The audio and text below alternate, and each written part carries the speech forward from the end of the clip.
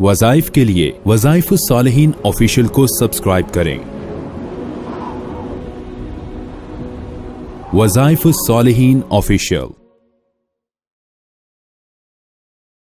نحمده ونصلي على رسوله الكريم اما بعد فاعوذ بالله من الشیطان الرجیم بسم اللہ الرحمن الرحیم۔ رات کو جب آپ سونے کے لیے بستر پر لیٹیں تو آپ نے لیٹے ہوئے ایک مختصر عمل کر لینا ہے۔ اس عمل کی برکت یہ ہے کہ عمل بہت مختصر ہے، ہر بچہ، ہر مرد، ہر عورت فوری کر سکتے ہیں، لیکن اس کا فائدہ اتنا بڑا ہے، اتنا دائمی ہے کہ اگر آپ یہ عمل مختصر کر لیں گے اللہ آپ کے مقدر کو حسین کر دے گا، آپ کی تقدیر کو اللہ تعالیٰ آپ کی خوشحالی والی بنا دے گا، فتنوں سے آپ کو بچا لے گا، بیماریوں سے بچا لے گا، آزمائشوں سے بچا لے گا۔ اللہ آپ کو موت تک کسی کا محتاج نہیں کرے گا، ذلیل و رسوا نہیں کرے گا۔ اصل چیز یہ ہے کہ انسان موت تک محتاجی سے بچے، ذلت سے بچے، نکبت سے بچے اور بے پردگی سے بچے، پردہ دری سے بچے۔ یہ وہ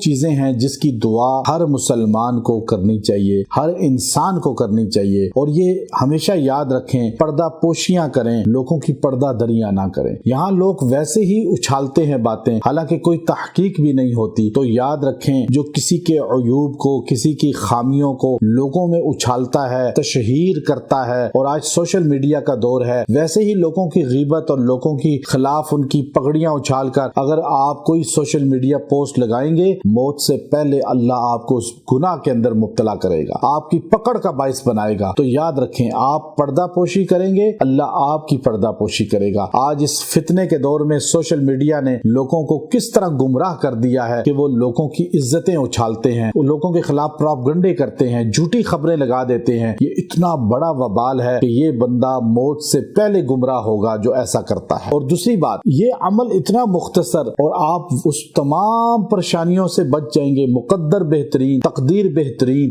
آپ کا جسم اللہ رب العزت اپاہج ہونے سے، محتاج ہونے سے بچائے گا، مالی محتاجی سے بچائے گا، ذلت شرمندگی سے اللہ بچائے گا، ایمان والی موت دے گا۔